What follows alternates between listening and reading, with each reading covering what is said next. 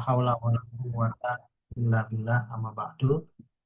Eh, Teman-teman semua yang hadir, yang sama-sama kita hormati dan banggakan. Di sini ada Bu Irenisa, yang mungkin selama ini WA-an saya pikir bapak-bapak ternyata ibu-ibu. Jadi mohon maaf kalau salah WA. Kemudian juga eh, sedianya hari ini eh, akan ada dua pembicara gitu ya, yang tadinya kita pikir bentuknya akan seperti talk show antara autor pertama, first author saya, dan second author, istri saya yang memiliki keahlian di bidang kedokteran dan ilmu kesehatan. Tapi pada Allah, istri saya ada kondisi yang tidak bisa ditinggalkan karena ada persiapan untuk laporan penelitian oleh BPK, sehingga hari ini mungkin talk show-nya jadi sendiri saja antara saya dengan Mas Andri. Sehingga mungkin nanti tolong Mas Andri kita bisa saling diskusi gitu ya untuk pembahasan-pembahasan yang bisa jadi akan menarik untuk didiskusikan lebih lanjut. Bapak Ibu, kalau dilihat dari tema hari ini memang sebenarnya ini merupakan eh, tema yang diambil, dicuplik dari judul buku yang baru saja diterbitkan oleh Garis Ilmu Press. Mohon izin saya share dulu, Pak Andri ya.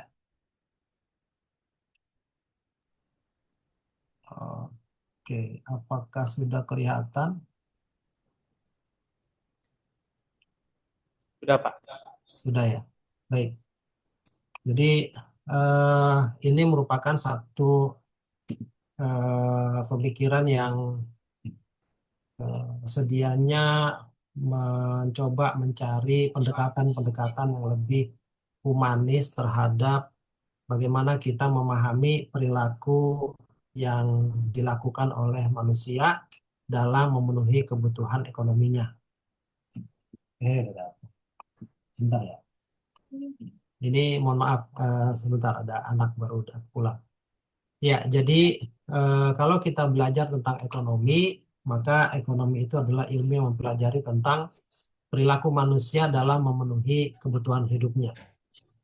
Sehingga dalam hal ini kita bisa melihat setidaknya dua kata kunci dalam memahami ilmu ekonomi, yaitu perilaku ekonomi, perilakunya, dan yang kedua adalah eh, pemenuhan aktivitas kebutuhan terhadap yang apa yang berkaitan dengan ekonomi. Jadi pertama tentang perilaku dan yang kedua tentang bagaimana memaknai atau memahami Untuk kebutuhan, eh, pemenuhan kebutuhannya gitu dengan ya, dalam skop perekonomian. Sehingga jika kita belajar dari ilmu ekonomi itu, maka sesungguhnya eh,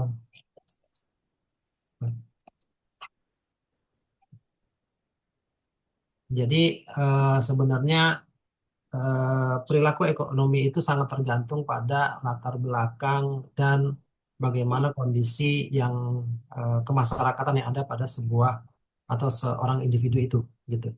Sedangkan memaknai kebutuhan itu juga sangat dipengaruhi oleh hal yang sama, sehingga antara satu dengan yang lain individu itu sangat unik gitu. Mungkin dalam ilmu ekonomi konvensional kita mengenal istilah ceteris paribus gitu ya. Istilah di mana manusia berada dalam kondisi yang sangat sangat apa namanya sangat eh,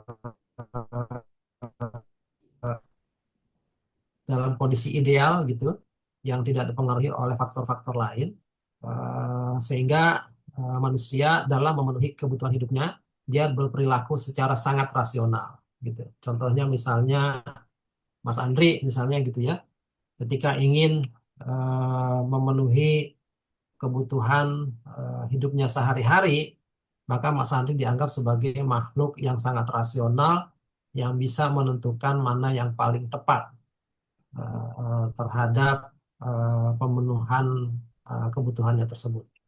Dan kedua, Mas Andi dianggap bisa menjelaskan atau mendefinisikan kondisi kebutuhan tersebut gitu. Padahal sebenarnya dalam kondisi yang realitasnya kita semua tidak berada dalam kondisi yang sangat ideal, sehingga memungkinkan sekali faktor-faktor eksternal maupun internal itu mengganggu rasionalitas kita dalam bagaimana kita memenuhi kebutuhan hidup kita, atau bahkan bagaimana kita memilih kebutuhan hidup gitu. Jadi dalam hal ini akan sangat penting bagi kita untuk bisa melihat manusia sebagai manusia. Artinya satu individu yang unik yang sangat dipengaruhi oleh berbagai banyak faktor yang sangat sulit sekali kita mencari kondisi idealnya gitu. Bapak Ibu semua mungkin ketika kita mempelajari prinsip-prinsip ekonomi, teori-teori ekonomi, hukum-hukum ekonomi, misalnya hukum permintaan, hukum penawaran, itu kan menjelaskan tentang agregasi kondisi keumuman dari sebuah eh, apa namanya dari sebuah individu yang kemudian dianggap menjadi sebuah eh, kepatutan pada sekelompok orang gitu. Misalnya ketika harga naik maka permintaan turun gitu atau sebaliknya. Misalnya ketika eh, penawaran bertambah maka harga akan turun gitu.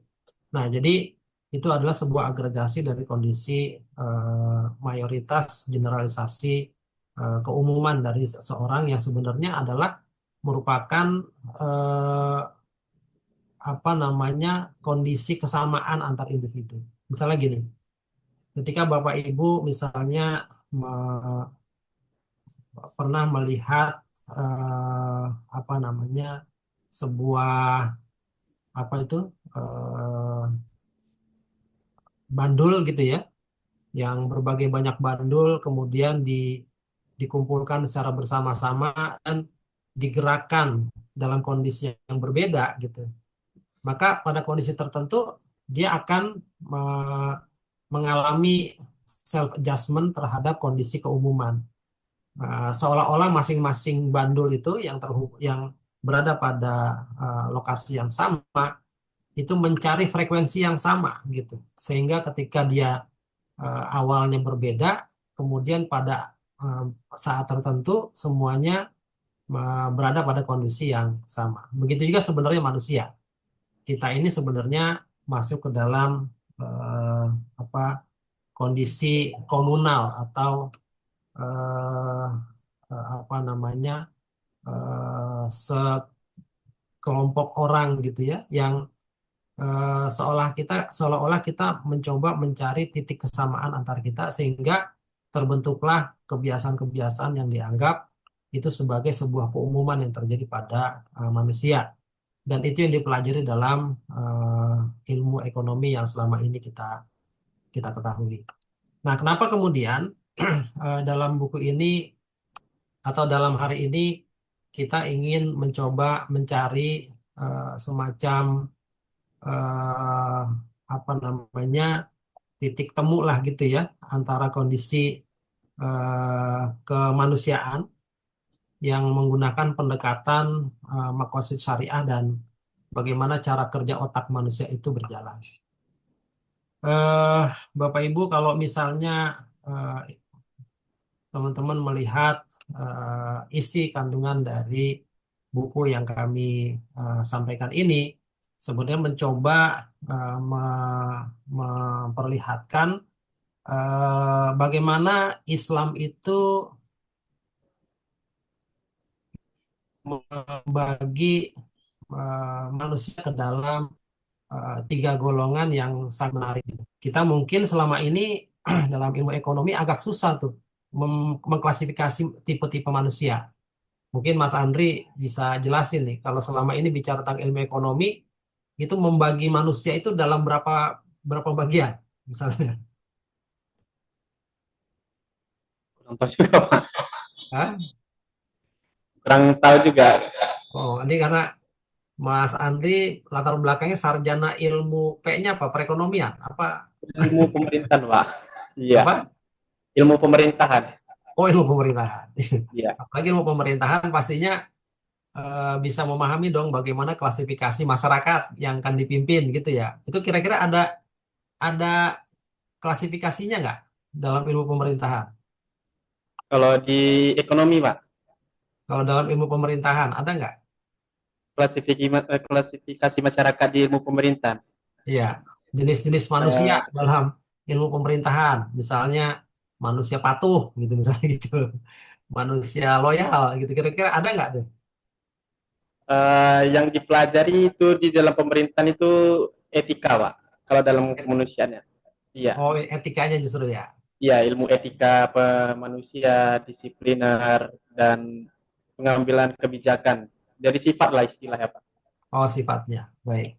Ya, saya selama belajar ilmu ekonomi agak bingung juga nih ketika kita mencoba mengklasifikasi manusia gitu ya sebagai eh, subjek atau pelaku dari aktivitas ekonomi itu gitu. Karena yang kita lihat manusia itu dianggap sebagai manusia yang rasional gitu.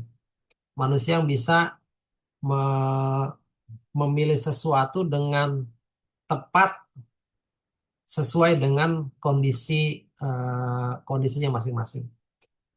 Dan dalam hal itu yang agak bertentangan menurut saya sebagai orang yang mendalami ilmu ekonomi Islam adalah eh, seorang manusia yang dianggap rasional itu tidak dipisahkan antara keinginan dengan kebutuhan gitu. Jadi dalam ilmu ekonomi itu antara needs dan wants itu tidak memiliki perlakuan yang berbeda gitu. Artinya apa yang kita inginkan itu menjadi kebutuhan. Padahal dalam Islam itu tidak begitu gitu. Mungkin kita masuk ke dalam apa namanya bagaimana Islam membedakan manusia sebagai sebuah subjek atau pelaku dari aktivitas yang diatur dalam dalam Al-Quran, baik itu dari dalam perilaku ekonomi, perilaku sosial, perilaku eh, keagamaan dan seluruhnya, itu Islam memberikan kriteria atau klasifikasi yang sangat jelas. Bapak Ibu semua, kalau Bapak Ibu melihat di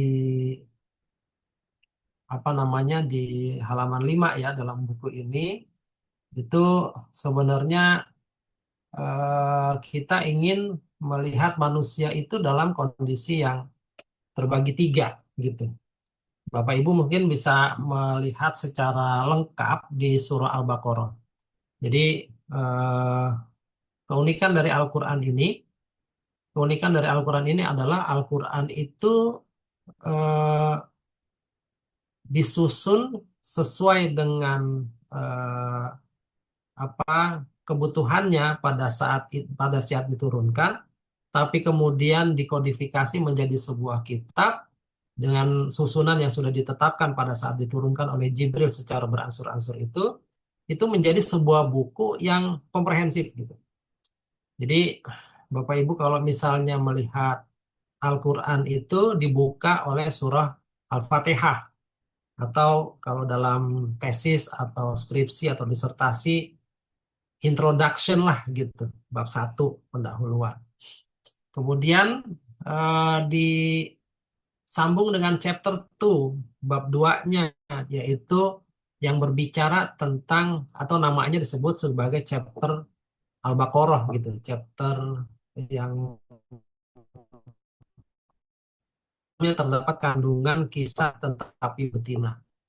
Tapi pada chapter yang isinya mulai menggambarkan kandungan secara mulai utuh gitu dibandingkan dengan chapter yang awal, Maka surah Al-Baqarah ini dimulai dengan sebuah tantangan kepada para pembacanya, yaitu Zalikal kitabula raiba fi hudal lil muttaqin. Ini adalah sebuah buku, sebuah kitab yang disusun di dalamnya tidak ada keraguan, tidak ada kesalahan, tidak ada eh, apa eh, typo gitu ya, yang digunakan oleh orang-orang yang bertakwa. Nah, barulah kemudian di ayat berikutnya mulai terjadi klasifikasi manusia. Klasifikasi manusia itu unik gitu.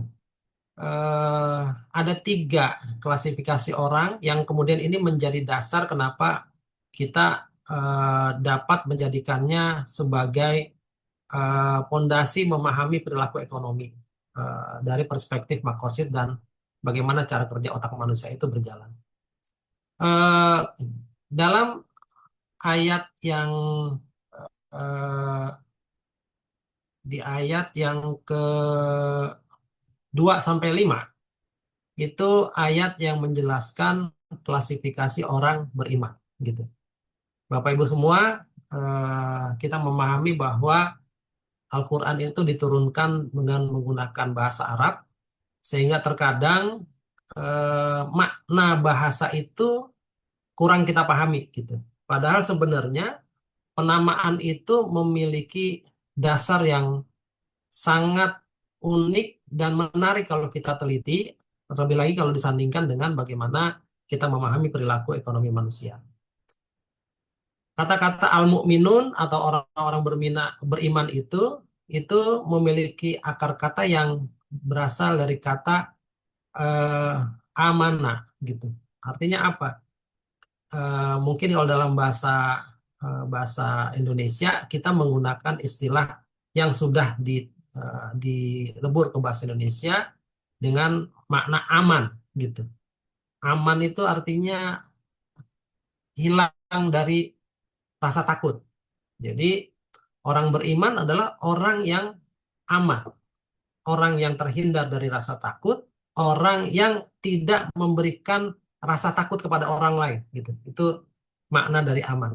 Sehingga kalau dilihat dari akar katanya ini sudah jelas dan apa tegas gitu bahwa ciri orang eh, salah satu klasifikasi manusia dalam Al-Quran itu dilihat dari bagaimana perasaannya, bagaimana hatinya gitu, atau kolbunya yang di dalamnya dia tidak takut kepada sesuatu pun dan kemudian dia juga tidak memberikan rasa takut kepada sesuatu yang lain gitu.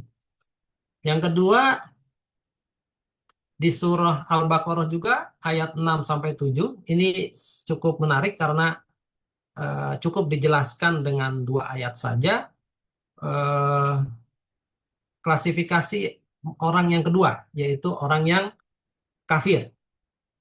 Orang yang kafir ini mungkin dalam bahasa Indonesia maknanya tidak terlalu dalam gitu karena kita kurang memahami arti bahasa Arab karena dia diserap saja sebagai orang yang tidak mempercayai Allah sebagai Tuhannya. Tapi sebenarnya kata kafir itu berasal dari kata kafaro atau mungkin dalam bahasa Inggrisnya diserap menjadi cover atau penutup atau apa ya, cover buku lah gitu ya, sesuatu yang menutupi isi di dalamnya gitu.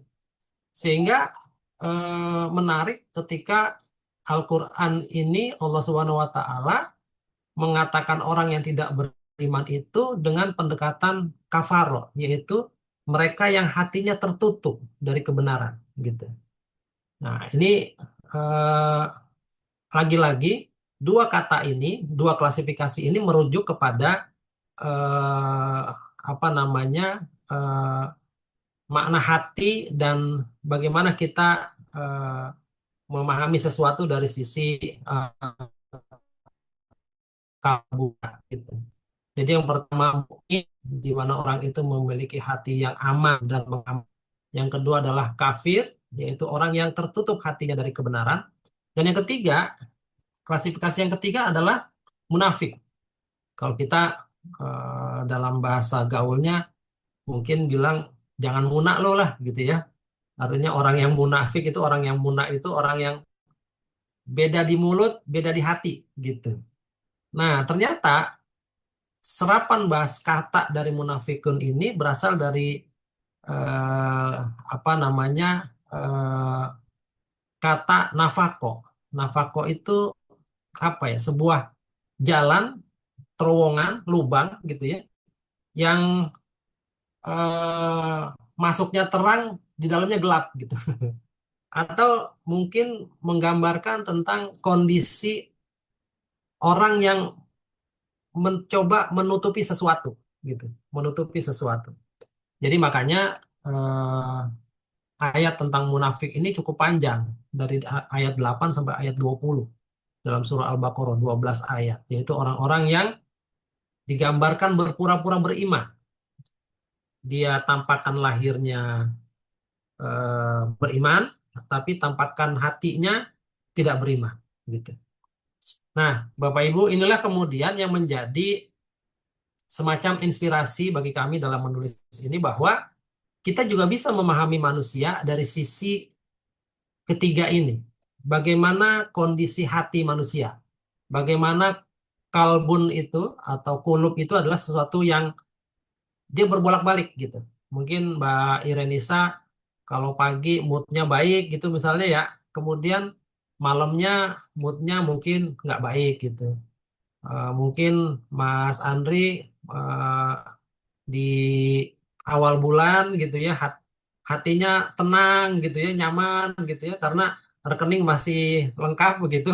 Tapi di tengah-tengah bulan mulai tuh hatinya mulai gundah gulana gitu. Nah, itulah kondisi kolbun manusia yang berdasarkan kondisi itulah kemudian Allah dalam Al-Quran membagi tiga klasifikasi atau subjek pelaku ekonomi yang kemudian kita jadikan sebagai inspirasi ini menjadi orang yang hatinya aman, yang orang yang hatinya tertutup, dan orang yang hatinya eh, berpura-pura atau apa nanti nanti eh, nanti beriman nanti tidak gitu.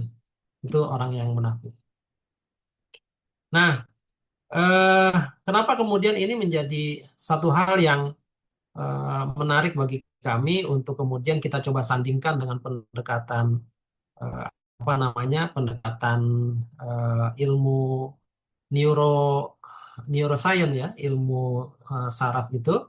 Eh, karena kita mengetahui bahwa eh, apa yang berada dalam kolbu kita, dalam kondisi hati kita, itu sangat dipengaruhi dengan kondisi internal badan kita gitu. Mungkin Bapak Ibu semua pernah merasakan misalnya di kantor gitu ya, kemudian kita di apa namanya di challenge oleh kolega kita dengan pertanyaan-pertanyaan yang menusuk begitu, atau mungkin terkadang kita dapat semacam fitnahan dari kolega kita, teman kita, yang itu langsung membuat hati kita eh, apa namanya terpacu, jantung kita terpacu, napas kita tersengal-sengal, bahkan sampai asam lambung naik gitu. Nah, ini kan yang akhirnya sangat mempengaruhi bagaimana kita merespon, otak kita merespon dari challenge yang disampaikan oleh lawan bicara kita gitu.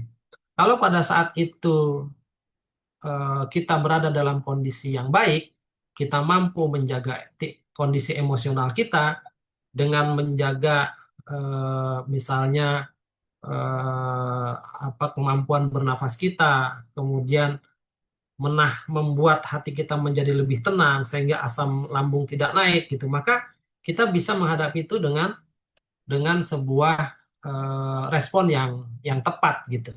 Tapi bayangkan misalnya pada saat itu kita tidak mampu untuk menahan kondisi kita, tidak mampu menjaga eh, kewarasan dari otak kita gitu ya, yang karena tekanan dari luar itu, maka respon kita juga akan berbeda gitu. Respon kita bisa jadi akan sangat negatif untuk melawan respon negatif yang menghampiri kita. Makanya dalam Al-Quran itu di surah Al-Baqarah ayat 10 itu ada istilah fi qulubihim marad. Di dalam hatinya itu ada penyakit gitu. Jadi eh, hal-hal inilah yang kemudian kita anggap sangat bisa mempengaruhi rasionalitas seseorang dalam mengambil keputusan ketika melakukan perilaku ekonominya gitu. Jadi kalau kita di sini kenapa kita mencoba mengintegrasikan hal itu? Karena tujuannya ini, ingin memberikan pendekatan terhadap perilaku ekonomi yang bisa membantu menjawab bagaimana nilai, motivasi, norma internal dari seorang manusia yang sangat unik dan berbeda antara saya mungkin dengan Bu Imelda, Bu Irenisa, dengan Bu Pas Andri, Bu Sukma, dan lain sebagainya. Mungkin kita adalah individu yang berbeda karena kita berasal dari latar belakang yang berbeda, orang tua yang berbeda, mungkin juga adat istiadat yang berbeda, sehingga cara otak merespon sesuatu itu sangat dipengaruhi oleh kondisi-kondisi itu gitu. Bagaimana norma internal akhirnya terbentuk karena kondisi-kondisi yang sangat dinamis dan sangat unik gitu. Eh, yang sangat mempengaruhi bagaimana otak kita bekerja dan membuat keputusan ekonomi. Ini ada sebuah contoh misalnya di buku kami ini ketika seseorang itu memaknai riba. Ada orang yang memaknai riba itu sebagai satu pengetahuan saja, gitu. Sehingga ketika dia bicara di depan kelas, di depan mimbar, gitu ya, dia bisa mengatakan bahwa riba itu haram, tanpa kemudian bisa menginternalisasi keharaman itu, gitu.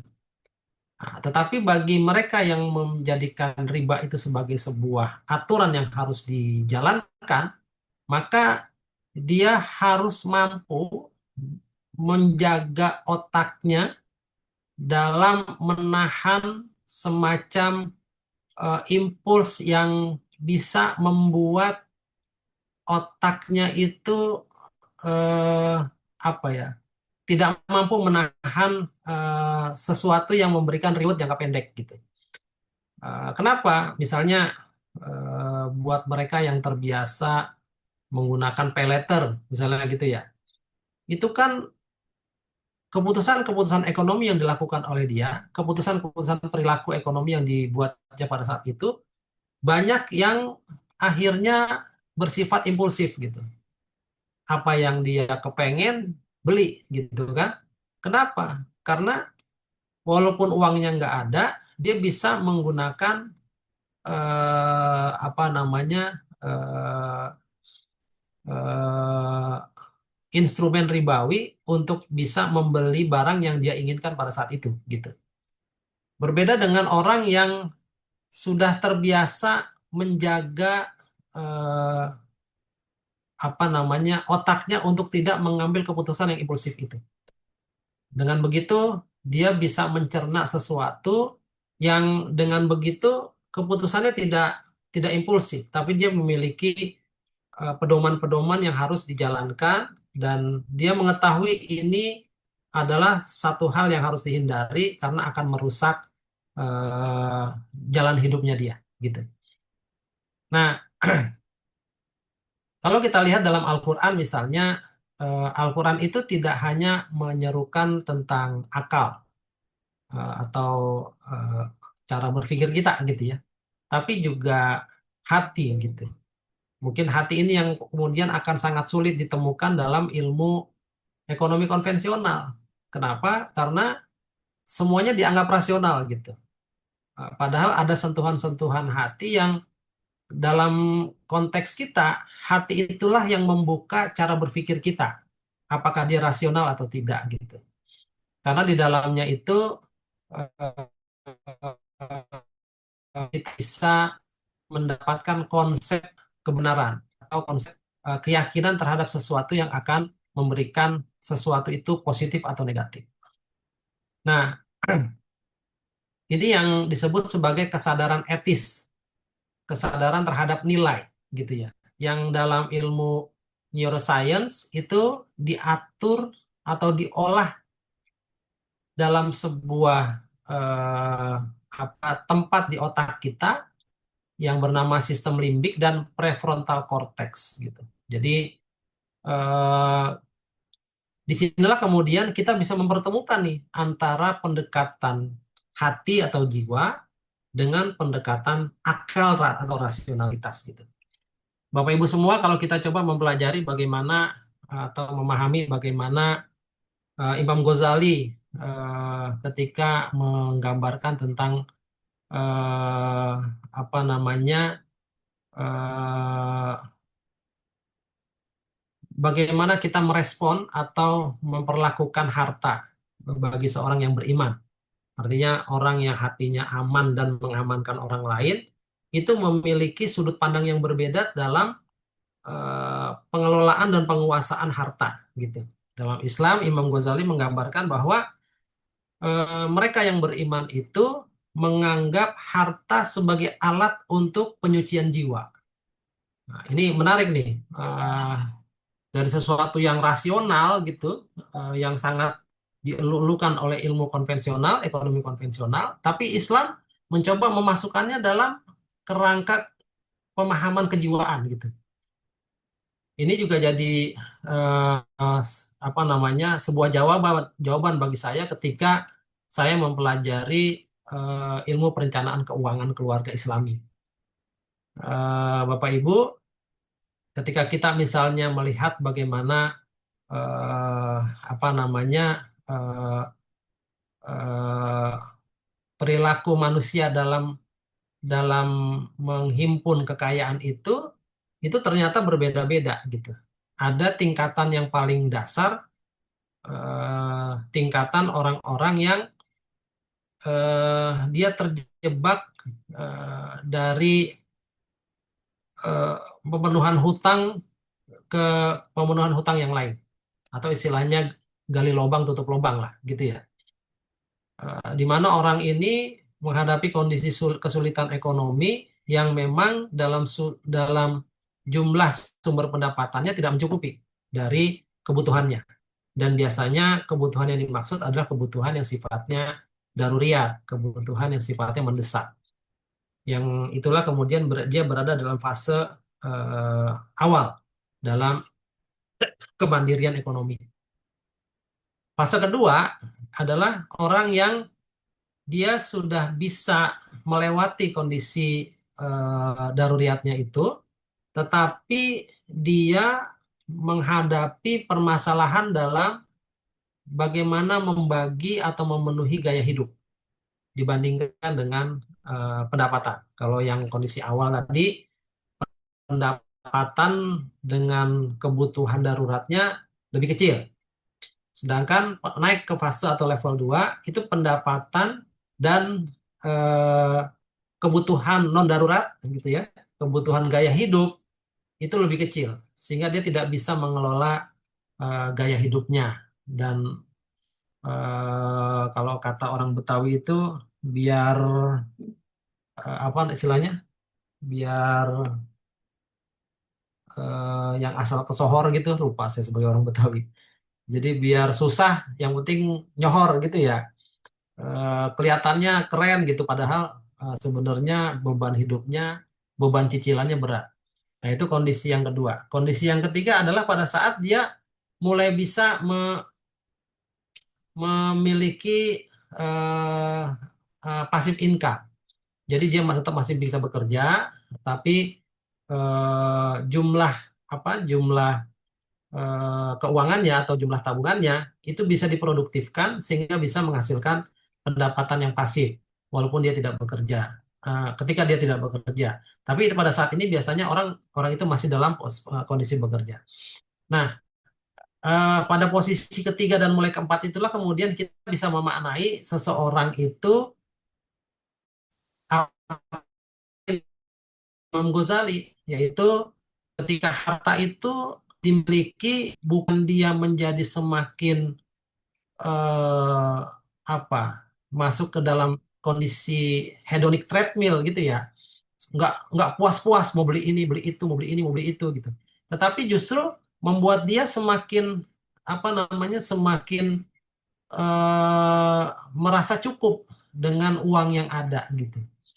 Makanya kalau misalnya kita melihat kondisi cerita tentang Warren Buffett misalnya, maka kita akan terkejut-kejut gitu dengan uangnya yang sangat banyak, tapi gaya hidupnya itu sangat merakyat. Beda dengan kita nih, uangnya merakyat, gaya hidupnya seperti ingin kelihatan orang kaya gitu. Itu berbeda. Nah, di sini ketemu nih bagaimana kebenaran dari maksud Imam Ghazali ketika mengatakan bahwa fungsi dari kekayaan itu adalah untuk menyucikan jiwa kita, untuk membuat kita makin makin tersadar bahwa bukan uang itu yang ingin kita nikmati gitu. Karena pada fase 3 dan keempat yang dicari adalah the meaning of life gitu. Apa sih tujuan hidup kita? Karena dia tidak lagi dikondisikan pada eh, sebuah kehausan terhadap kenikmatan-kenikmatan temporer dari kepemilikan uang. Misalnya akan berbeda sekali kondisinya ya Pak Andri, Bu Irenisa ketika kita baru gajian. Kalau kita baru gajian itu kayaknya apa aja pengen kita beli gitu. Kita udah capek gitu kan, pengen beli kopi, kita ngopi dulu gitu kan, healing dulu gitu, atau mungkin beli barang-barang yang menurut kita pantaslah kita miliki sebagai reward dari kerja keras kita gitu. Ada semacam keputusan impulsif jangka pendek untuk menikmati uang yang kita miliki gitu. Nah, sedangkan ketika kita masuk ke dalam bagaimana pemahaman kejiwaan manusia gitu ya, bagaimana prefrontal cortex itu sebagai satu instrumen untuk melakukan evaluasi nilai dan etika, maka disitulah kemudian kita bisa menilai apakah seseorang itu rasional atau tidak gitu. Nah tadi kembali lagi ke dalam 4 tingkatan penyikapan pengelolaan keuangan keluarga Islami, maka pada tingkatan ketiga dan keempat yang mereka cari bukan menikmati uang dalam waktu cepat, atau bahkan yang paling parah itu adalah kita ingin menikmati uang masa depan kita pada saat ini gitu. Maksudnya apa? Misalnya kita pengen ganti handphone baru nih, keluar iPhone 17 gitu kan. iPhone 17R gitu, yang harganya 23 jutaan katanya. Nah, karena kita nggak punya uang, maka kemudian kita ambil uang kita di masa depan. Caranya gimana? Ngajuin kredit, pinjaman. Uang masa depan kita ambil tuh. Kita ambil dulu untuk kita nikmati masa kini gitu. Yang itu hanya sekedar untuk memenuhi kecanduan kita terhadap bagaimana menikmati barang-barang yang kita anggap eh, bagus atau menarik, yang padahal sebenarnya setelah itu rasa kepuasannya juga akan menurun gitu. Nah, jadi dalam hal ekonomi Islam, ketika memaknai bagaimana unsur kejiwaan itu masuk ke dalam perilaku ekonominya, maka sebenarnya kita mencoba melihat bahwa rasionalitas seseorang dalam menikmati uangnya, hartanya, itu ada pada pada dua hal, yaitu apakah dia bisa menjadikan uang itu sebagai alat untuk memenuhi tujuan hidupnya, atau hanya sekedar untuk memenuhi kepuasan di masa jangka pendeknya gitu. Nah, itu akan sangat menarik bagi Bapak Ibu semua kalau nanti bisa mendalami apa yang dijelaskan dalam buku kita ini. Nah, berikutnya mungkin eh, ada hal-hal yang kita coba apa namanya eh, jelaskan di halaman di bagian 3 nih. Bagaimana konsep kolbun dan makosid syariah. Sebenarnya bahasan kita tuh ada di 75 dan seterusnya. Ya. Kita ingin mencoba mengintegrasikan antara kolbun dan makosid dalam perspektif ekonomi syariah di halaman 75.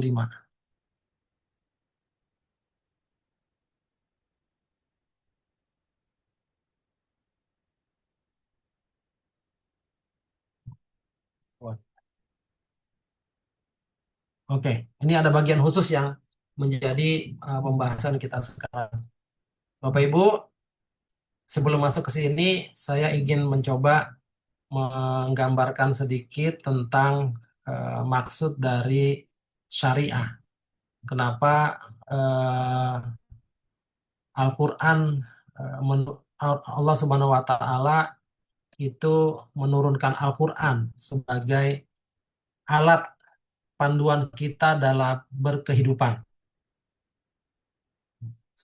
Dari 30 juz, 114 surah, dan sekitar 7 ribuan ayat itu, ulama kemudian mencoba mengkristalkannya menjadi eh, dalam satu konsep yang namanya makosid, makosidus syariah, maksud dari diturunkannya syariat. Jadi isi yang terkandung dalam ajaran Islam pada Al-Quran dan hadis, kemudian ijma ulama yang kita kemudian kenal sebagai syariat Islam itu sebenarnya memiliki 5 tujuan utama. Yang ini merujuk kepada pendapat imam besar, ulama besar, yaitu Imam Ghazali dan Imam Shatibi, yang kemudian mungkin sekarang dalam ulama-ulama kontemporer mulai ditambahkan gitu pada makosid yang lain. Tapi secara jumhur ulama itu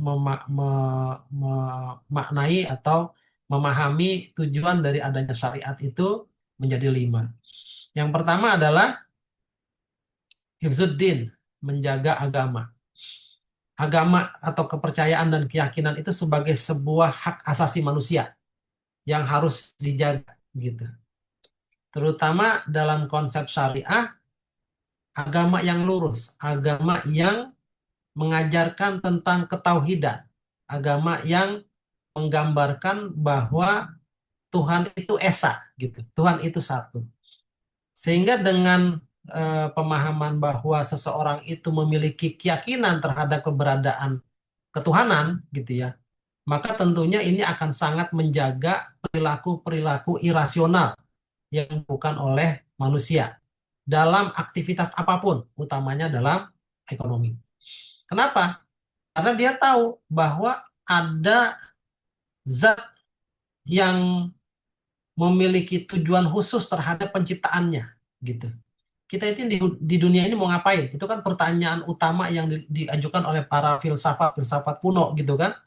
Kita ini hidup dari mana, mau kemana, dan ketika dunia mau ngapain? Itu kan pertanyaan dasar tuh bagi para filsafat gitu.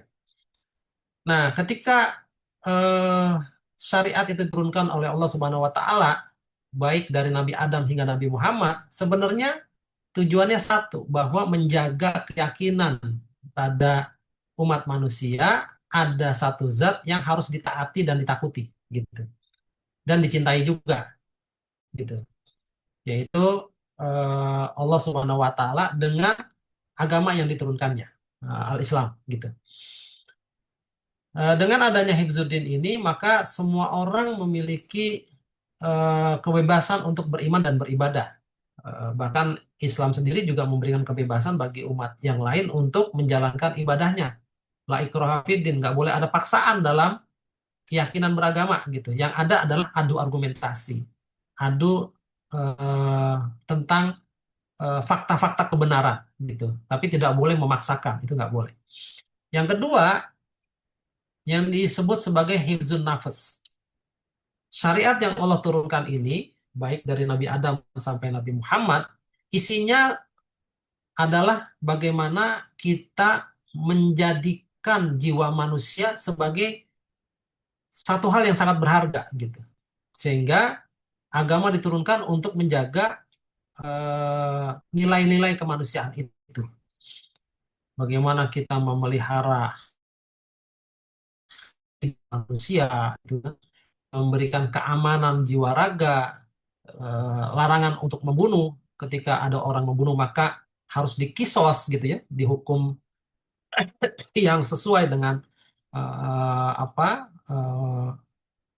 kejahatannya gitu, dan juga memberikan dalam hal ekonomi menjaga kesehatan, memenuhi kebutuhan pokok gitu ya. Itu adalah salah satu dari tujuan syariat Islam yang disebut sebagai hifzun nafas gitu. Makanya dalam Islam itu ada kewajiban mal yang berjenis-jenis gitu.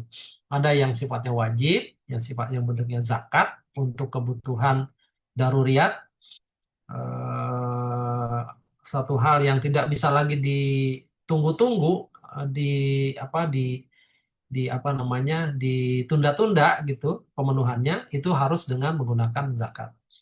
Kemudian ada yang namanya infak dan sodakoh yang dia bisa digunakan untuk kebutuhan yang lain, tidak harus sifatnya darurat, misalnya untuk eh, apa namanya eh,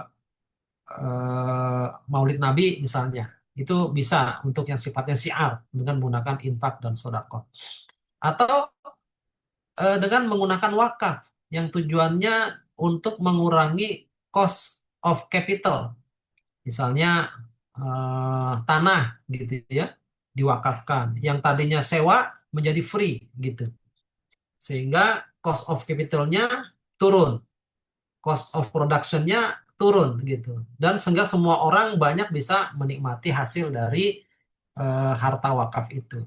Nah itu apa namanya syariat-syariat atau hikmah-hikmah yang di Allah turunkan lewat syariat yang namanya zakat, infak, sodakoh yang terkait dengan hifzul nafas. Yang ketiga, hifzul akal, menjaga kewarasan, menjaga rasionalitas manusia. Kita diciptakan dalam kondisi yang sangat sempurna, sehingga kesempurnaan itu harus dijaga. Yang membedakan kita dengan makhluk lain adalah kita memiliki akal, sehingga kita bisa membangun peradaban. Beda dengan misalnya binatang, gitu kan? Dia punya tuh otak gitu, tapi kemampuan akalnya tidak mencukupi untuk membangun peradaban. Kita yang dulu mungkin dalam kondisi sederhana mengerjakan cocok tanam dengan menggunakan apa alat alat apa alat sederhana gitu ya, yang manual, sekarang sudah mampu diciptakan teknologi-teknologi yang sifatnya dengan pendekatan artificial intelligence gitu, yang melakukan otomatisasi terhadap penyerbukan bunga atau penyiraman air, pemenuhan kebutuhan, pemenuhan pupuk dan lain sebagainya. Gitu. Itulah ciri-ciri peradaban. Oleh karenanya, larangan-larangan yang dilakukan, yang diberikan kepada manusia seperti misalnya minum khamr, memakai narkoba, atau sesuatu hal yang sifatnya membuat candu gitu. Nah, kita bisa mengukur kecanduan ini mungkin akhirnya bisa berkembang bukan cuma homer dan narkoba gitu. Bahkan misalnya minum minum gula, kalau kecanduan haram tuh gitu.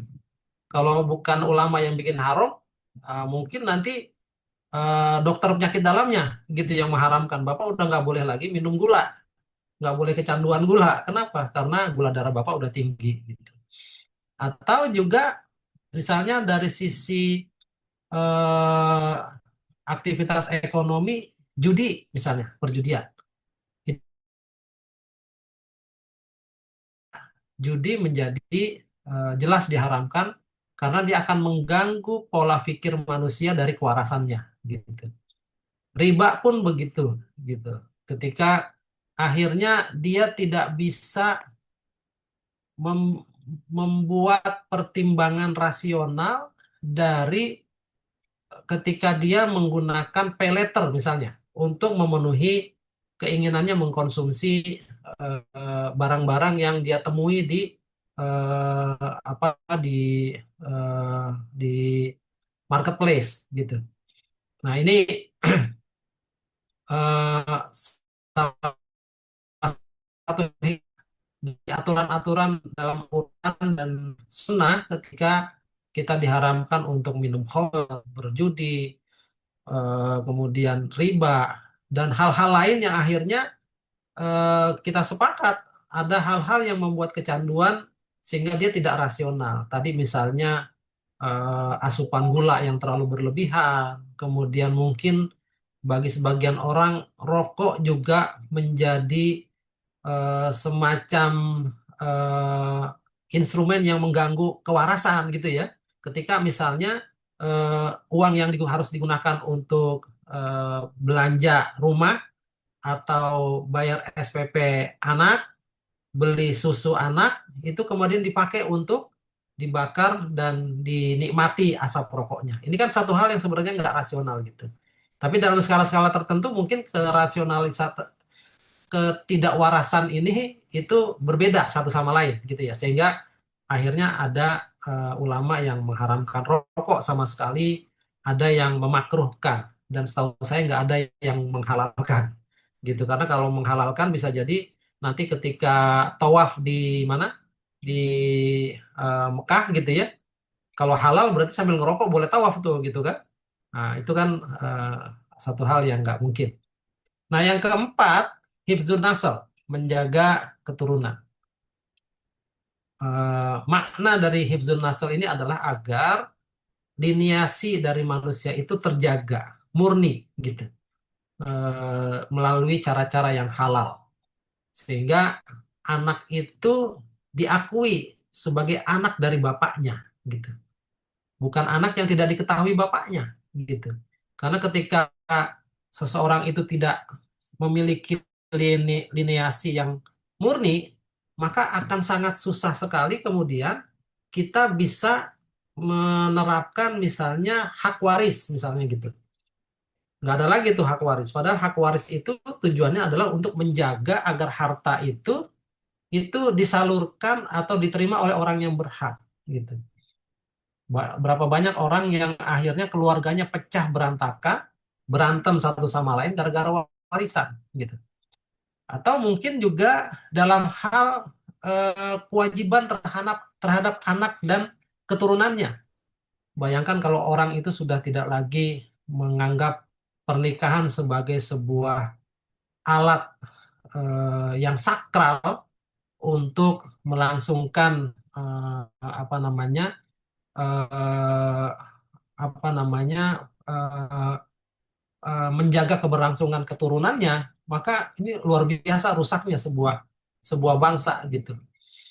Eh, yang akhirnya kita tidak bisa lagi mengetahui atau memaknai bahwa kita sebagai orang tua itu memiliki tanggung jawab terhadap anak-anak kita. Saya baru baca dalam satu jurnal internasional bahwa mohon maaf karena ini udah pada dewasa semua, saya anggap ya bahwa sperma itu sperma dari laki-laki itu menurunkan traumatik yang dialami oleh lelaki itu pada saat hidupnya gitu. Bayangkan kalau misalnya semua orang itu tidak menghargai anak kepada bapaknya, bapak tidak menyayangi anaknya gitu ya, maka kita akan lahir dalam kondisi kelompok komunitas yang traumatik gitu. Karena ternyata trauma itu diturunkan langsung gitu. Dari apa kondisi sperma yang apa yang dihasilkan oleh seorang laki-laki itu. Maka yang akan muncul nanti adalah laki-laki yang akan rusak terus gitu. Karena kasus-kasus traumatik yang terus terjadi dan berulang dalam satu silsilah kehidupan dari paling atas sampai bawah gitu. Nah, ini sebenarnya sebuah hikmah kenapa syariat itu betul-betul menjaga keturunan, lineasi dari manusia dengan adanya aturan tentang pernikahan, melarang perzinahan, mengatur hak dan tanggung jawab keluarga, bagaimana seorang istri dan suami ketika sedang bertengkar gitu ya. Makanya ada apa ada surah tersendiri tentang hubungan suami istri itu yang sedang dalam kondisi tidak baik gitu, yaitu surah At-Tolak. Yang kemudian yang terakhir, hifzul mal. Ini mungkin yang sangat relevan dengan pembicaraan kita. Bahwa harta itu harus dijaga kepemilikannya gitu. Kenapa? Karena dalam Islam itu harta tidak bersifat personal karena ada multi kepemilikan gitu. Apa yang kita miliki itu tidak semuanya mutlak milik kita. Kenapa? Karena sebagian dari harta kita itu ada hak orang lain dalam bentuk zakat gitu. Kemudian Allah pun punya hak terhadap harta kita gitu. Ketika kepemilikan itu dianggap sebagai sebuah eh, amanah yang harus kita jaga sehingga nanti bisa dikelola dengan pengelolaan yang baik dan benar yang lagi-lagi ketika dia beriman karena kata Rasulullah harta yang terbaik adalah harta yang dipegang oleh orang yang beriman. Kenapa? Karena orang yang beriman itu tidak akan menggunakan hartanya untuk menyusahkan dirinya, tidak untuk menyusahkan keluarganya, dan juga tidak akan menyusahkan orang lain. Gitu. Karena dengan hartanya, Pak, orang beriman akan menganggap itu adalah sebuah amanah yang harus mengamankan dirinya dan mengamankan orang lain. Nah, kira-kira itu prinsip makosid yang kita bahas hari ini. Lalu, kaitannya dengan neuroscience, mungkin istri saya sudah katanya dia ikut gabung ya. Oh, nggak ada ya. Mungkin saya coba sedikit gambarkan walaupun ini bukan keahlian saya, tetapi eh, merunut pada bagaimana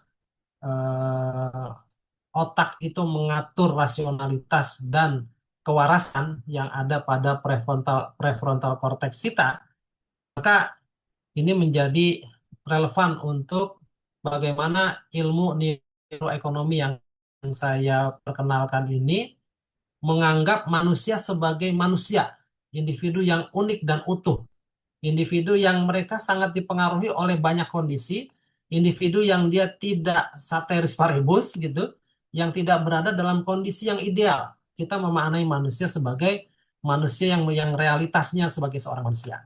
Di mana kita kemudian mendekati manusia itu yang memiliki bukan cuma rasionalitas, tapi juga memiliki emosional. Gitu. Ini yang akhirnya harus kita pahami setiap keputusan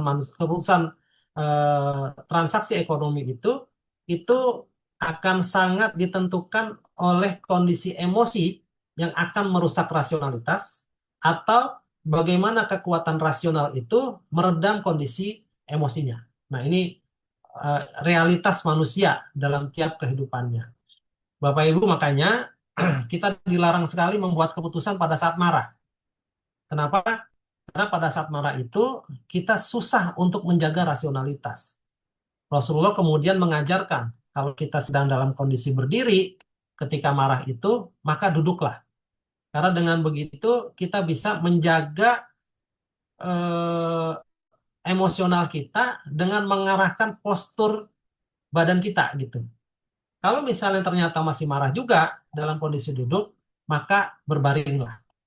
Jadi jangan sampai ketika kita berhadapan dengan orang yang marah, kemudian kita terpicu marah dan sama-sama marah, akhirnya biasanya eh, apa istilahnya eh, eh, orang marah ditimpa dengan orang yang nggak rasional gitu. Akhirnya nggak ketemu itunya solusinya. Maka ketika kita ketemu orang marah, kita jangan terpicu marah. Tapi kalau terpicu marah dalam kondisi diri, duduk. Kalau dalam kondisi duduk, berbaring, kata Rasulullah. Kalau misalnya masih marah juga, maka wudhu lah, berwudhu gitu. Ini yang akhirnya menjadi dasar pemikiran buku ini dalam memahami manusia yang kondisi realitasnya. Bapak Ibu, ada istilah dalam ilmu yang membahas tentang otak manusia itu yang namanya korteks prefrontal ventromedial, yaitu sebuah bagian otak panas kita yang secara ilmu neuroscience itu ditemui sebagai sebuah pusat keputusan moral gitu. Jadi orang yang bisa menjaga eh, kondisi kognitif rasionalnya, maka prefrontal korteksnya itu dalam kondisi yang optimal gitu. Karena dia mampu melakukan regulasi emosi gitu.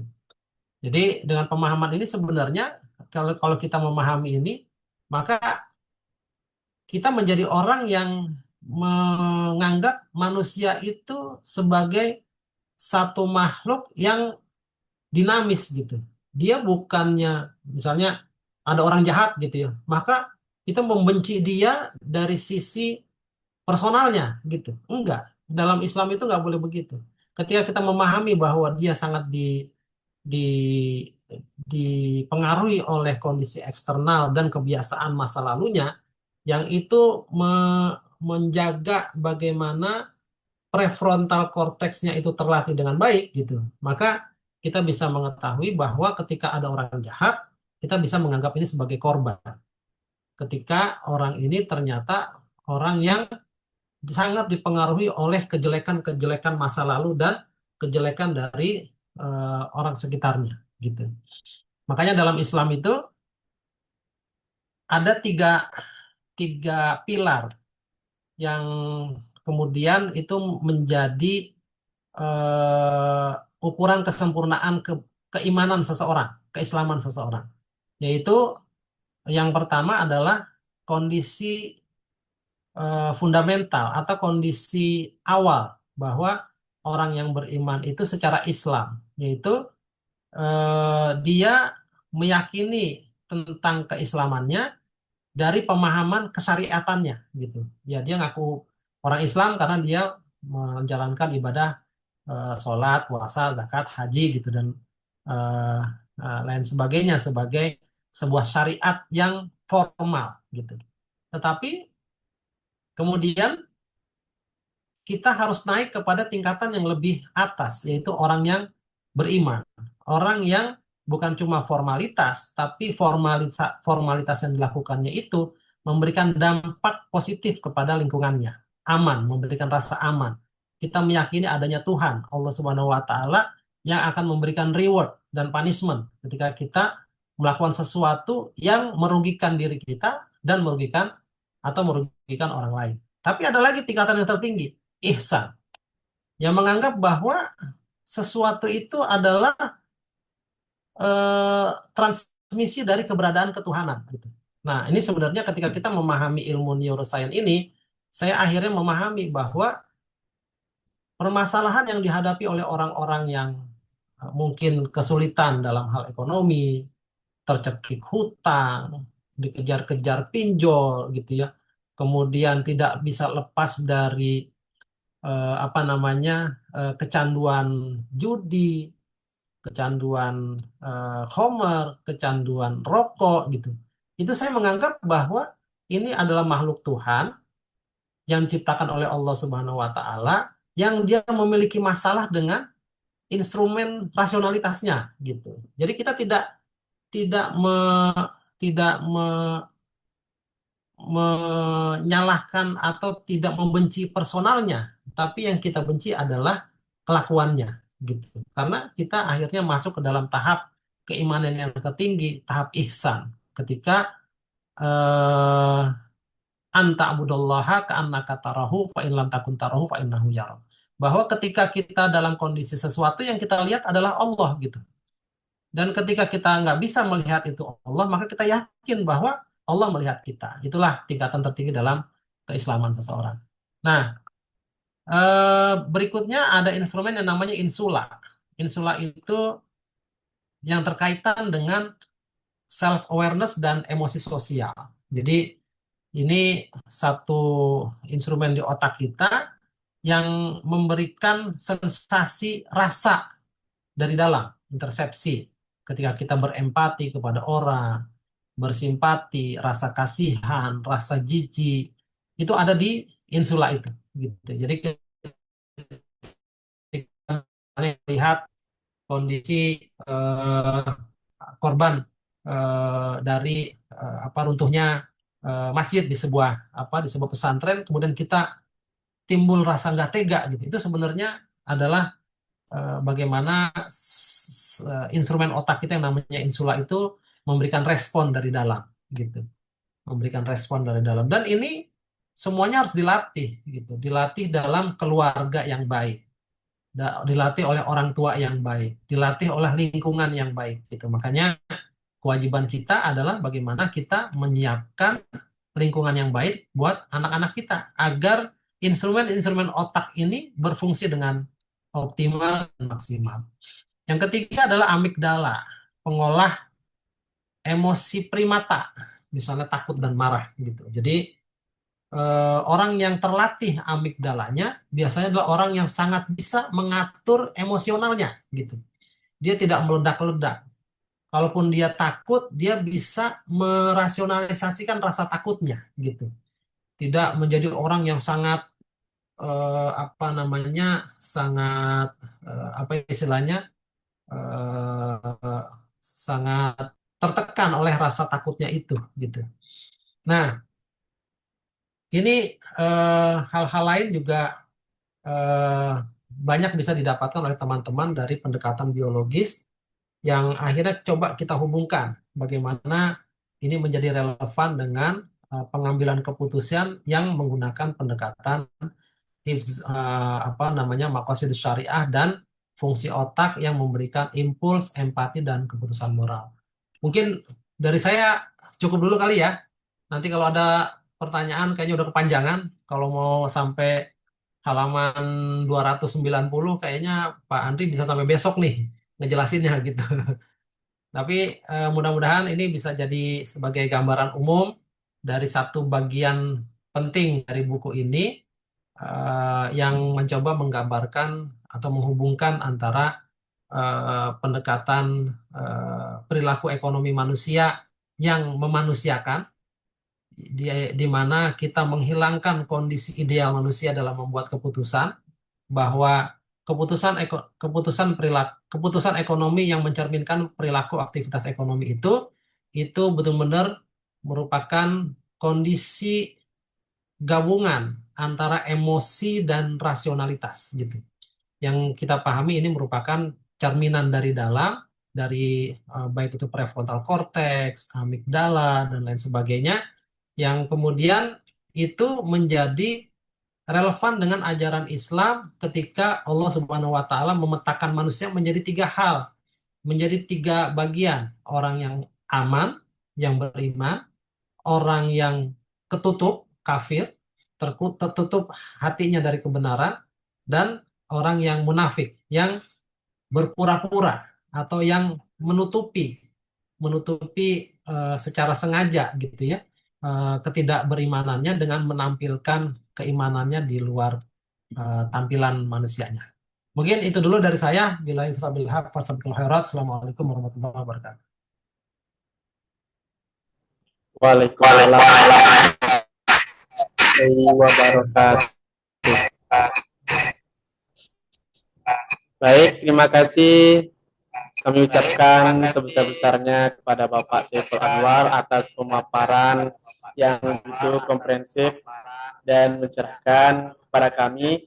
Materi yang baru saja kami dengarkan benar-benar membuka wawasan kita semua tentang bagaimana integrasi antara ilmu neuroekonomi dan nilai-nilai spiritual dalam nilai-nilai spiritual Islam dalam wawasan kita semua tentang bagaimana membentuk perilaku ekonomi yang berkeadilan, beretika, dan berorientasi pada keberkahan.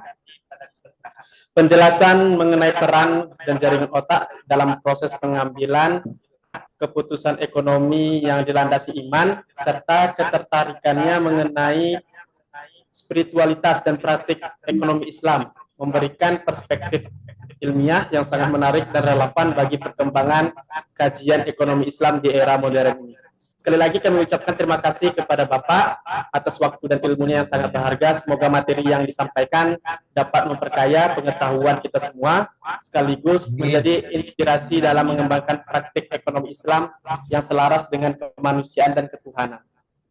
Baiklah, langsung saja kita masuk sesi selanjutnya, yaitu kita akan masuk ke sesi tanya jawab dan diskusi, sehingga bagi para peserta yang ingin menyampaikan pertanyaan atau tanggapan boleh mengaktifkan mikrofonnya untuk bisa secara langsung bertanya kepada Bapak kita, Bapak Saiful Anwar. Kepada para peserta yang ingin bertanya, kami persilakan.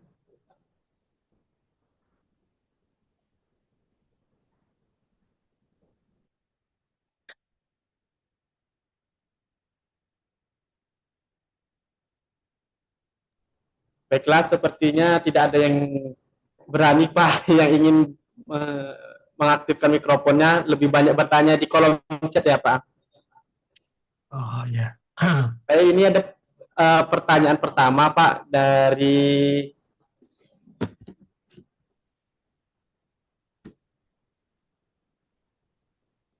pertanyaan pertama dari Aca, yaitu izin bertanya terkait konsep keadilan dan kemaslahatan dalam makosid syariah mempengaruhi perilaku ekonomi umat Islam.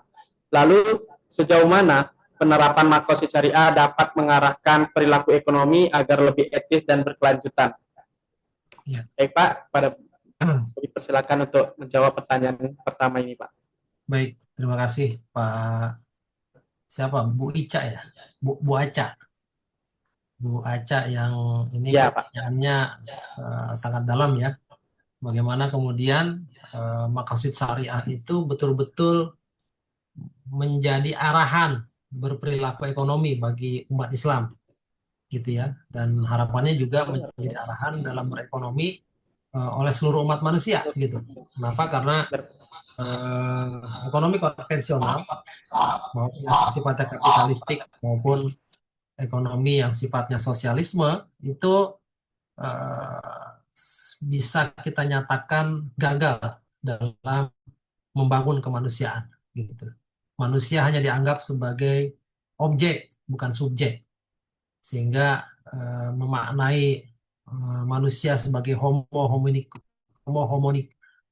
economicus sebagai primata yang memiliki keinginan untuk memuaskan kebutuhannya gitu. Berbeda dengan pendekatan Islam yang memanusiakan manusia, memahami manusia sebagai sebuah makhluk Tuhan yang Allah Subhanahu wa taala kemudian menurunkan syariatnya sebagai guidance kepada mereka untuk berperilaku agar bisa menyelamatkan kemanusiaannya gitu. Nah, pertanyaannya sejauh mana penerapan ini dapat mengarahkan perilaku ekonomi? Maka yang bisa kita jawab adalah sejauh hatinya terbuka akan kebenaran. Sejauh hatinya itu meyakini bahwa Allah Subhanahu wa taala sebagai sumber hukum itu memberikan syariat yang akan mengamankan dirinya di dunia maupun di akhirat dan mengamankan orang-orang lain di sekitarnya sehingga kita sama-sama selamat di dunia dan akhirat. Jadi ukurannya adalah ketika kita meyakini keimanan kita terhadap Allah Subhanahu wa taala sehingga syariat itu benar-benar kita pahami sebagai the way of life gitu. Mungkin ini pertanyaan mendasar lagi bagi kita gitu ya. Sebenarnya ketika kita menjalani hidup itu kita menggunakan instrumen apa sebagai alat pengarah kita gitu. Bagi kita yang punya Al-Qur'an clear gitu kan. Al-Quran memberikan guidance yang jelas ketika kita melakukan perilaku ekonomi. Setidaknya ada 5 prinsip yang harus dihindarkan, yaitu maisir, perjudian, gharar, ketidakjelasan, suatu transaksi-transaksi yang sangat spekulatif, kemudian riba yang sifatnya tadi ribawi atau bunga, dan yang keempat, yang terakhir, maaf, 4, yaitu batil. Sesuatu yang bisa memberikan kerugian kepada orang lain, baik secara langsung maupun secara. Jadi, sejauh mana digunakan sebagai alat pengarahan perilaku ekonomi adalah ketika hati-hati manusia itu bebas dari penyakit, keraguan-raguan terhadap ketuhanan. Kalau kita yakin bahwa ada Allah Subhanahu wa taala, ada hari akhir sebagai tempat pembalasan kita, ada surga aman kita, maka semakin itu diyakini kebenarannya, maka semakin efektif makosid syariah itu mengarahkan perilaku ekonomi kita. Mungkin itu jawabannya, Pak Andri.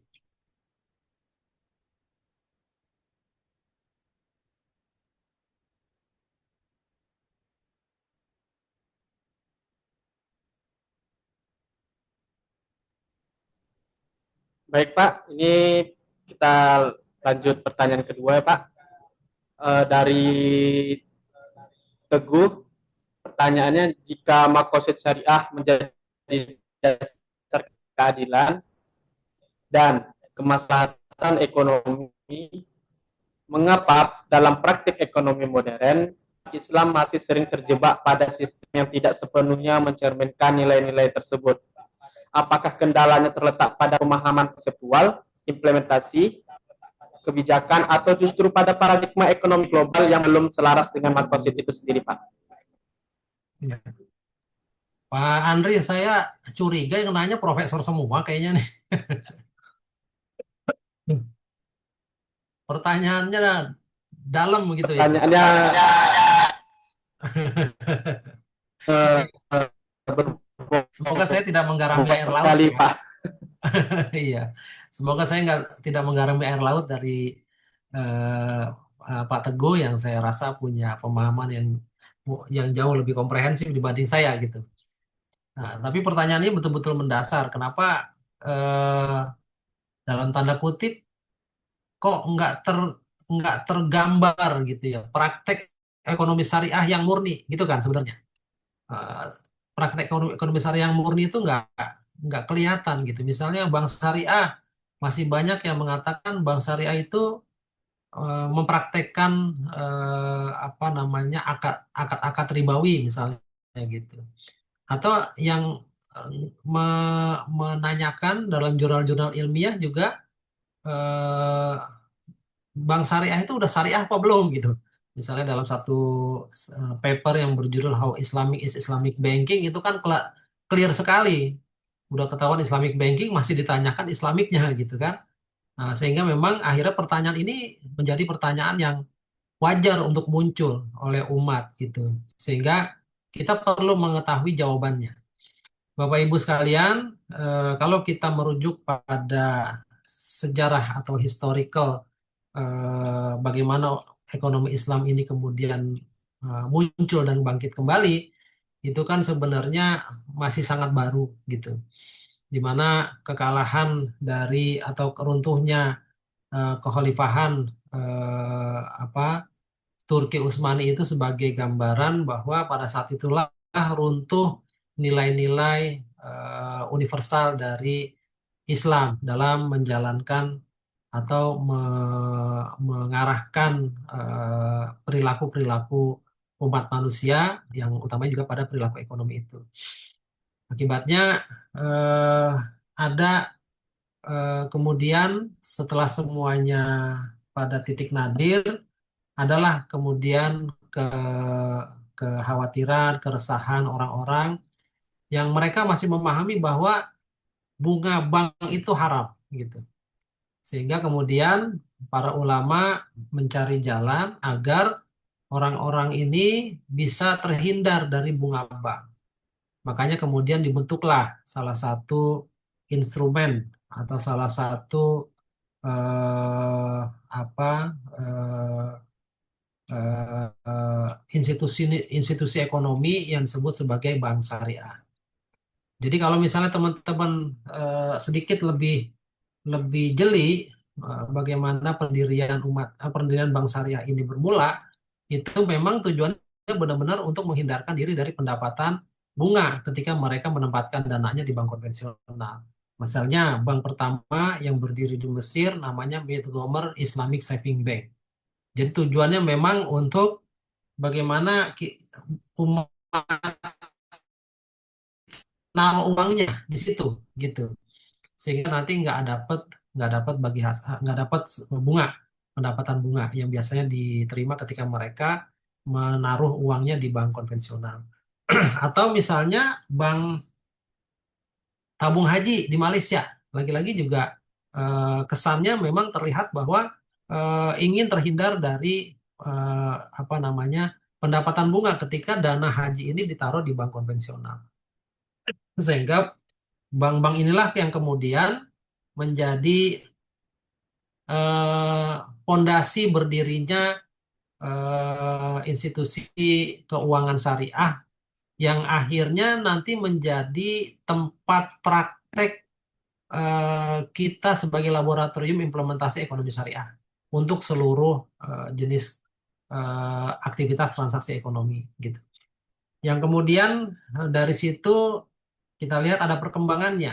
Misalnya eh, apa bank syariah yang diukur kesyariahannya dengan pendekatan pendekatan makosid. Makanya kita mengenal dalam jurnal-jurnal internasional ada Makosid Syariah Index gitu untuk alat mengukur apakah sudah sesuai syariah atau belum gitu.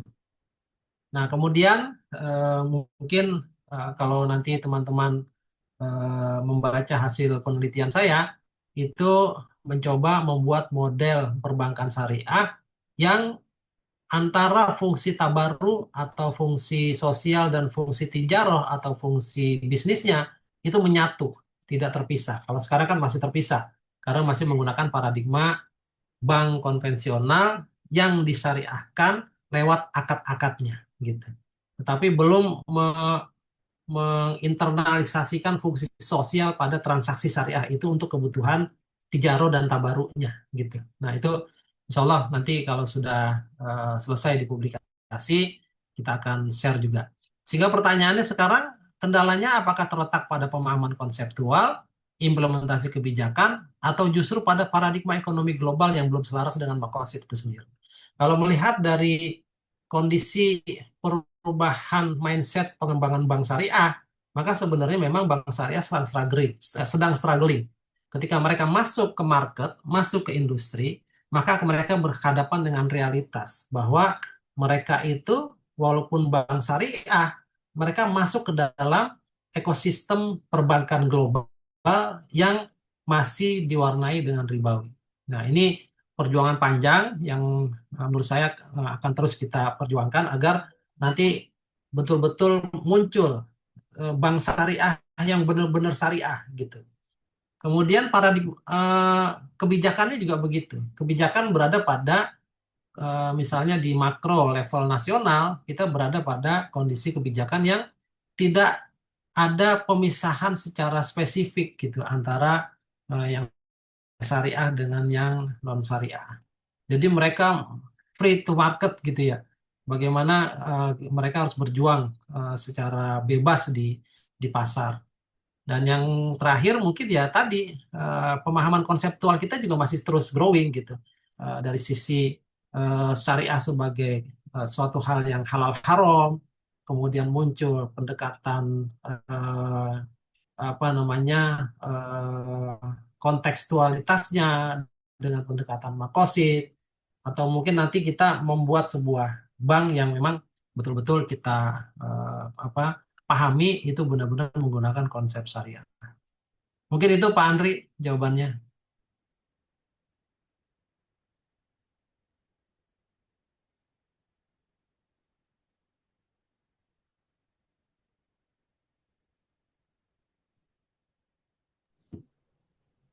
Baik Pak, terima kasih pertanyaannya Pak. Ini pertanyaan dua terakhir. Kita gabungkan saja ya Pak, karena waktu sudah tidak mencukupi. Jadi kita gabungkan karena pertanyaannya saya lihat hampir sama dengan pertanyaan sebelumnya. Pertanyaan pertama yaitu mengapa orang tetap boros meskipun tahu bahwa Islam menganjurkan hidup sederhana? Apakah otaknya punya peran dalam hal ini? Pertanyaan kedua, dalam konteks ekonomi global yang semakin kompetitif dan berorientasi pada profit, bagaimana makosid syariah dapat berperan sebagai paradigma alternatif yang tidak hanya menjaga nilai keadilan dan kemaslahatan, tetapi juga menantang model ekonomi konvensional yang cenderung eksploitatif. Apakah kita sudah memiliki kerangka praktis untuk menerjemahkan nilai makosid ke dalam kebijakan ekonomi nyata? Itu pertanyaan Pak. Baik, ini waktunya udah jam 5 tadi ya. Kita belum sholat asar Pak Andri ya. Eh, jam 5 kurang 15. Mungkin tidak terlalu panjang lebar. Pertama tentang boros gitu ya. Kita tahu bahwa Al-Quran sendiri Allah Subhanahu Wa Taala menyebut bahwa orang-orang boros itu innal mubaziri nakana ikhwanas syayatin, bahwa orang-orang yang boros itu temannya setan. Artinya kenapa dia menjadi teman setan? Berarti kan pertama sebelum jadi teman perkenalan dulu gitu kan. Dia mencoba-coba dulu gitu, menikmati sesuatu gitu.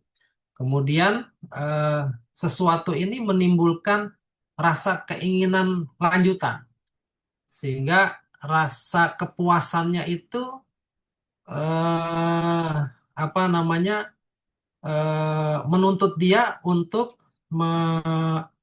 apa namanya menikmati hal yang lebih lagi gitu.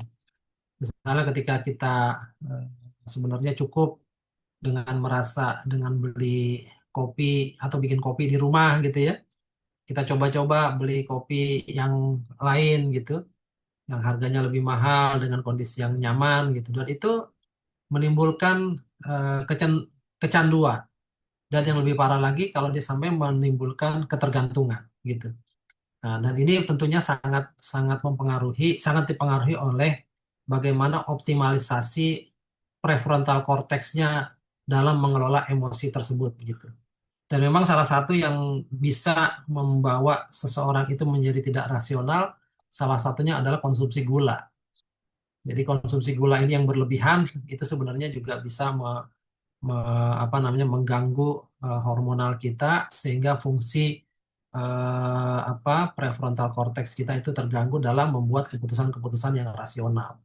Jadi makanya orang Muslim itu betul-betul sangat dijaga makannya gitu. Kita punya konsep yang namanya halalan toyiban gitu. Jadi bukan cuma sekedar halal, tapi toyib juga karena memang eh, kita punya keyakinan apa yang kita makan itu akan menentukan siapa kita gitu. Kalau makanannya halal, toyib, insya Allah dia akan mencerminkan perilaku-perilaku yang baik gitu. Tapi kalau makanannya tidak halal, baik secara zat maupun apa namanya makrifatnya gitu ya. Misalnya uang itu kan secara zat halal dia, tapi cara mendapatannya dengan cara haram maka uangnya jadi haram gitu. Nah ini apa yang kita makan itu dari uang tersebut maka dia akan tercermin dalam perilaku kita yang tidak baik karena tadi fungsi hormonalnya itu mengganggu optimalisasi pelaksanaan prefrontal cortex untuk menahan emosinya sehingga rasionalitasnya tidak optimal gitu. Yang kedua, dalam konteks ekonomi global yang semakin kompetitif dan berorientasi pada profit, bagaimana makosid syariah dapat berperan sebagai paradigma alternatif? Baik, paradigma dari makosid ini sebenarnya memberikan semacam clue kepada kita bahwa yang namanya keuntungan itu tidak selalu diukur dengan uang, gitu. Ada salah satu kalimat yang sangat menarik ya, yang saya sangat sangat apa namanya terinspirasi gitu. Ketika kita sakit, maka seluruh harta dunia ini menjadi tidak berharga bagi kita, gitu. Karena akhirnya pada saat itu kita pahami yang namanya nikmat itu adalah kesehatan, gitu. Dan itu baru kita sadari ketika kita sakit. Tapi ketika kita dalam kondisi yang biasa-biasa saja, maka kemudian gangguan-gangguan eksternal, terutama bagaimana dunia global ini membangkitkan semangat kita untuk eh, rakus, untuk greedy gitu, maka eh, kepemahaman kita terhadap eh, keuntungan dari pendekatan uang itu akhirnya mengganggu rasionalitas kita. Makanya kalau kita mengacu pada makosid, akan menganggap sesuatu itu profit ketika misalnya saya makin kaya tapi makin sering sholat tahajudnya gitu. Atau ketika kita makin kaya, saya makin ber, merasa kasihan atau merasa sayang dengan anak dan istri kita, dengan orang tua kita gitu. Bukan malah harta yang menjauhkan kita dari mereka gitu. Atau eh, ketika kita bicara menjaga lini apa kemurnian keturunan.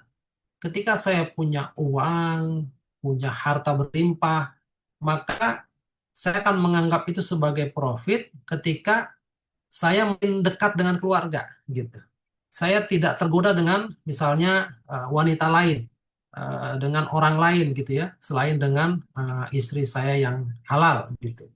Nah, itu adalah makna profit yang sesungguhnya dengan pendekatan makosid. Sehingga dengan kondisi seperti ini sebenarnya pemahaman-pemahaman profit yang non materialistik itu sudah mulai diserukan kepada manusia global, kepada dunia global, misalnya green finance, green banking gitu ya, yang menjaga eh, apa SGD, apa namanya, apa eh, untuk pengembangan global gitu ya, anti kemiskinan, anti lain-lain itu, yang akhirnya eh, bisa dipahami bahwa sebenarnya ekonomi konvensional yang terlalu materialistik itu akhirnya juga mendapatkan antitesisnya dengan pendekatan-pendekatan non materialistik tadi gitu. Mungkin itu yang bisa saya sampaikan secara sederhana, mudah-mudahan tidak dianggap sebagai sebuah kebenaran mutlak gitu ya, sehingga nanti kita bisa sama-sama untuk mengembangkan ilmu pemikiran neuroekonomi Islam ini dan menjadi salah satu mainstream dalam keilmuan ekonomi syariah. Mungkin itu Pak Andri, makasih banyak atas kesempatan yang diberikan. Baik Pak, terima kasih Pak atas jawabannya. Baiklah, karena waktu kita sudah melebihi. Suara saya masih Pak? Halo? Ya, kedengaran, kedengaran bagus. Baik Pak. Baiklah, karena waktu webinarnya sudah tenggat dan sudah berakhir, karena sudah pukul hampir lebih lebih dari 30 menit ya Pak ya, dari praduga kita. Baiklah, berakhir pula acara sesi tanya jawab kita pada webinar nasional hari ini. Terima kasih kepada Bapak Sepulawar.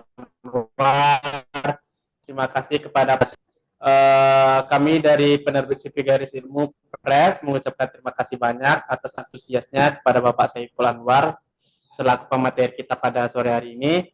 Untuk teman-teman, sekedar mengingatkan bahwa link absensi atau sertifikatnya telah saya sematkan di chat di room chat. Untuk itu teman-teman bisa mengisi link absensinya untuk mendapatkan sertifikatnya di link tersebut. Baiklah, karena acara kita telah berakhir, berakhir pula semua rangkaian acara kita hari ini. Untuk itu, sebelum kita akhiri, kita foto dokumentasi terlebih dahulu, Pak. Kepada peserta, boleh mengaktifkan kameranya untuk kita foto dokumentasi.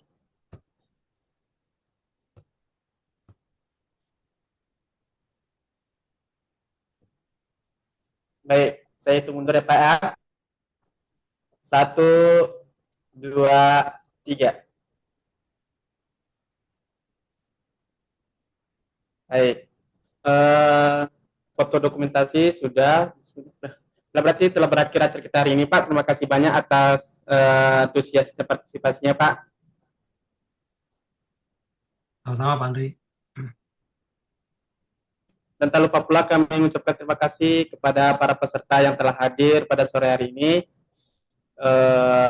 Untuk selanjutnya kita bisa berjumpa di minggu depan, hari Rabu minggu depan, untuk webinar dengan tema yang berbeda. Untuk itu kami mengucapkan terima kasih.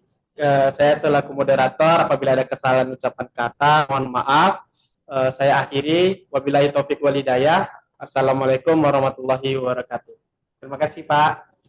Waalaikumsalam warahmatullahi wabarakatuh. Terima kasih semuanya, Pak Andri, Bu Irisa. Pak. Pamit ya.